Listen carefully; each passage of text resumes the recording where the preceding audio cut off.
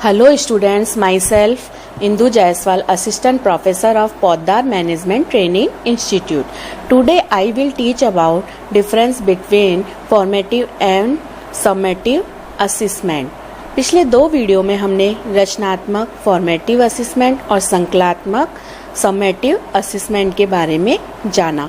आज हम दोनों आकलनों के मध्य अंतर को जानेंगे।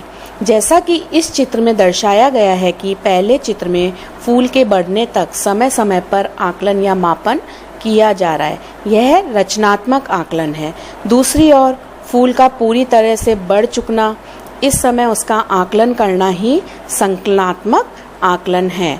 अब हम इसके अर्थ को देखेंगे। फॉर्मेटिव मूल्यांकन यह जानने की प्रक्रिया है कि विद्यार्थी क्या जानते हैं और क्या कर सकते हैं। यह निर्धारित करने के लिए निर्देश के दौरान शिक्षक के द्वारा चल रही जानकारी को इकट्ठा करने और सीखने और निर्देशित करने, शिक्षण में सुधार करने के लिए वर्णनात्मक प्रतिक्रिया प्रदान करने की प्रक्रिया है।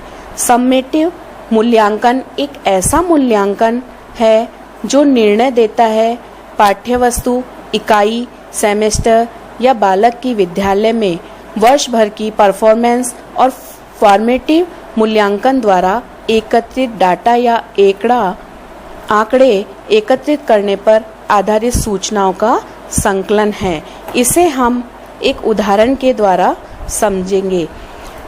When a cook tastes a cake made by him, formative assessment, यानी कि जब एक कुक केक बनाता है और उसे चखता है तो वह फॉर्मेटिव असेसमेंट कहलाता है। जब कस्टमर के पास से केक को टेस्ट करने के बाद जब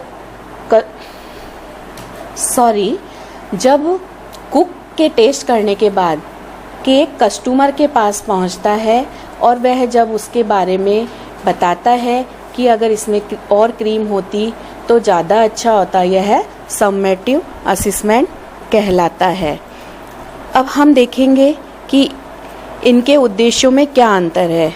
फॉर्मेटिव असेसमेंट का उद्देश्य सीखने की प्रक्रिया के दौरान विद्यार्थी का सीखने में और सुधार लाना है, छात्रों को उनकी उपलब्धियों तक पहुंचाना है। जबकि समेटिव असेसमेंट का उद्देश्य बालकों की उपलब्धि जानना, उनकी जवाबदेही और उनकी उपलब्धियों को रैंक प्रदान करना और प्रमाणित करना तथा उन्हें अधिकतम सिखाने की प्रक्रिया है।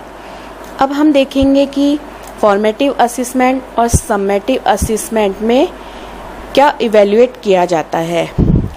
फॉर्मेटिव असेसमेंट में औपचारिक आकलन के साथ अधिगम प्रक्रिया के दौरान किया जाने वाला आकलन और प्रक्रिया को बेहतर बनाने पर ध्यान केंद्रित किया जाता है। जबकि समेटिव असेसमेंट में आकलन कार्य प्रक्रिया के पूर्ण होने पर किया जाता है और अंतिम उत्पादन या अंतिम निर्णय पर ही ध्यान केंद्रित किया जाता है। अब हम देखेंगे कि फॉर्मेटिव असेसमेंट और समेटिव असेसमेंट में कौन कौन से उपकरण प्रयोग में लिए जाते हैं। फॉर्मेटिव असेसमेंट में समय समय पर मौखिक प्रश्नोत्तर द्वारा, प्रश्नावली के माध्यम से, वर्कशीट्स देकर, चेकलिस्ट के माध्यम से, वाद विवाद प्रतियोगिता करके और कुछ उपसमूह बनाकर और उन्हें व्यक्तिगत कार्य प्रदान करके आकलन किया जाता है।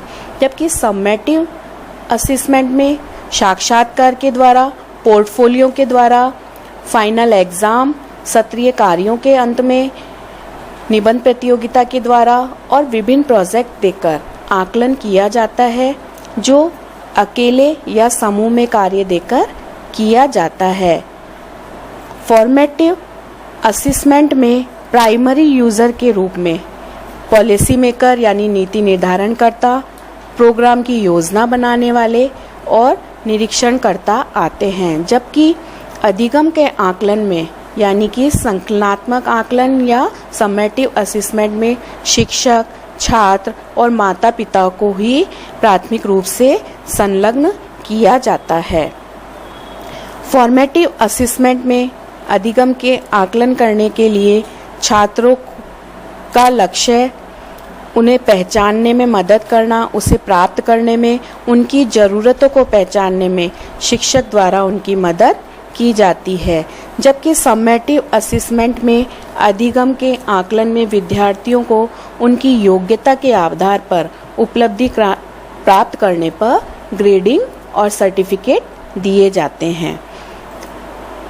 शिक्षक की भूमिका के अंतर्गत हम देखेंगे कि अधिगम के आकलन में शिक्षक द्वारा विद्यार्थियों को लक्ष्य के बारे में इन्फॉर्म करना, मतलब सही लक्ष्य निर्धारित करने में मदद करना और आकलन में निर्देशानुसार शामिल करना होता है। अधिगम का आकलन में टेस्ट द्वारा प्रशासनिक प्रक्रिया को पूर्ण करने और एक अच्छी उपलब्धि या ऊंची पहुंच पर पहुंचने के लिए शिक्षक महत्वपूर्ण भूमिका निभाते हैं।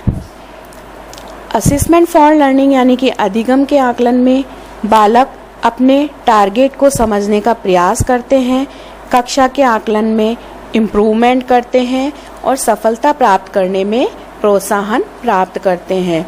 जबकि असेसमेंट ऑफ लर्निंग में मानकों को पूरा करने के लिए यानी कि निर्धारित टारगेट को पूरा करने के लिए टेस्ट देते हैं और हाईएस्ट स्कोर प्राप्त करते हैं और इसमें फेल होने को अवॉइड किया जाता है। इस प्रकार हमने जाना कि रचनात्मक अधिगम प्रक्रिया के दौरान और संकल्पात्मक आकलन अधिगम प्राप्ति के अंत में निर्णय लेने की एक प्रक्रिया है जो बालकों को अपने अंतिम लक्ष्य तक पहुंचाने में मदद करती है। Thank you.